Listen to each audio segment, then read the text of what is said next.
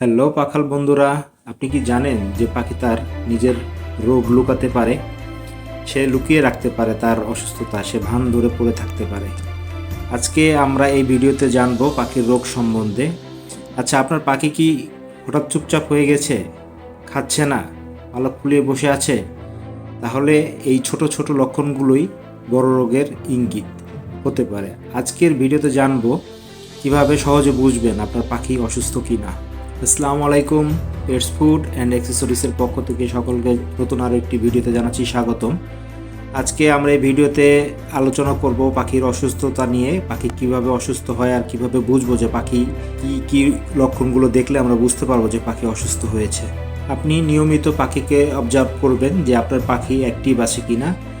যদি দেখেন যে পাখি আগের থেকে চঞ্চলতা কমে গেছে বা চুপচাপ হয়ে গেছে, পাখি চুপচাপ বসে আছে, ঝিম মেরে পড়ে আছে বা ঘুম ঘুম ভাব, তাহলে পাখির দুর্বলতা বা অসুস্থতার লক্ষণ হতে পারে।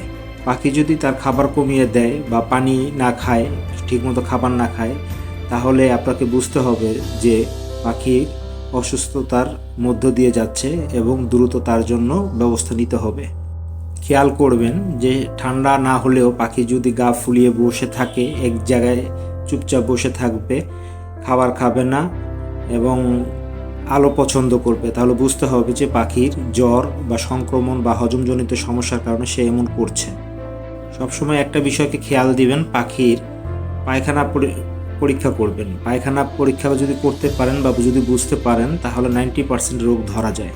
পায়খানা দিয়ে অনেক কিছু বোঝা যায়।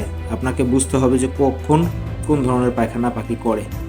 আপনি যদি দেখেন যে সবুজ, হলুদ বা পাতলা রঙের পায়খানা হচ্ছে বা পায়খানায় প্রচণ্ড দুর্গন্ধ হচ্ছে, তাহলে বুঝতে হবে যে পাখির ইন্টারনাল ইনফেকশন হয়েছে, লিভার বা ব্যাকটেরিয়াল বা ভাইরাসজনিত কোনো সমস্যা হয়েছে। সেক্ষেত্রে আপনাকে সাবধান হতে হবে এবং পাখির পরিচর্যা করতে হবে। আপনি যদি দেখেন যে আপনার পাখি নিরিবিলি বসে আছে, পাম্পিং করছে, লেজ ওঠানামা করছে, হাঁ করে শ্বাস নিচ্ছে বা শ্বাস প্রশ্বাসে গড়গড় শব্দ হচ্ছে বা শোষ শব্দ হচ্ছে, তাহলে বুঝতে হবে যে পাখির ঠান্ডাজনিত সমস্যা, শ্বাসকষ্ট হচ্ছে, তার বুকে কফ জমছে বা ঠান্ডার যে মারাত্মক লক্ষণগুলো সেটা প্রকাশ করে। এভাবে আপনাকে এর জন্য দ্রুত ব্যবস্থা নিতে হবে। আপনি যদি দেখেন যে পাখির চোখ দিয়ে পানি পড়ছে, নাক দিয়ে সর্দি, মুখে সাদা দানা জমছে, এমন হলে অনেক সময় ফাঙ্গাল বা ব্যাকটেরিয়াল রোগের লক্ষণ হিসেবে ধরা হয়। আপনি এই অবস্থা দেখলে দ্রুত ব্যবস্থা নেবেন।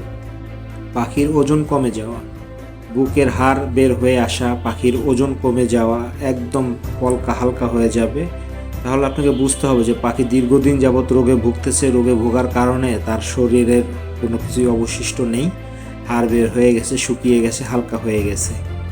যে সমস্ত লক্ষণগুলো আলোচনা করলাম, আপনি যদি কখনো এই সমস্ত লক্ষণগুলো দেখেন, সর্বপ্রথম আপনি আপনার পাখিকে আলাদা করে দিবেন। পাখিকে আলাদা করে পরিষ্কার ও উষ্ণ পরিবেশ দিবেন। পারলে খাঁচার পাশে একটি 40 বা 60 ওয়াটের বাল্ব জ্বালিয়ে দিবেন এবং দ্রুত একজন ভেটেরিনারি ডক্টর অথবা অভিজ্ঞ কোনো ব্রিডারের পরামর্শ নেবেন। নিজে নিজে না জেনে বা না বুঝে কখনোই কোনো মেডিসিন অ্যাপ্লাই করবেন না, কারণ না জেনে মেডিসিন অ্যাপ্লাই করলে সেটা পাখির জন্য ক্ষতিকারক হতে পারে। সবথেকে ভালো হবে আপনি সবসময় পাখিকে নিরিবিলি অবজার্ভ করবেন, তার কার্যক্রম দেখবেন, সে কি করছে, কিভাবে কি করছে। যদি কখনো এই সমস্যাগুলো চোখে পড়ে, তাহলে অবশ্যই ডক্টরের পরামর্শ নেবেন, নিজে নিজে কিছু করতে যাবেন না দয়া করে। তো আজকের আলোচনা ছিল এই পর্যন্তই। আপনার পাখির জীবন বাঁচাতে এই ভিডিওটি অন্য বার্ড লাভারদের সাথে শেয়ার করুন। ভিডিওটি ভালো লাগলে লাইক, কমেন্ট ও সাবস্ক্রাইব করতে কখনোই ভুলবেন না। তো দেখা হবে নতুন কোনো ভিডিওতে, নতুন কোনো টপিক নিয়ে। সে পর্যন্ত সবাই ভালো থাকবেন, সুস্থ থাকবেন। আল্লাহ হাফেজ।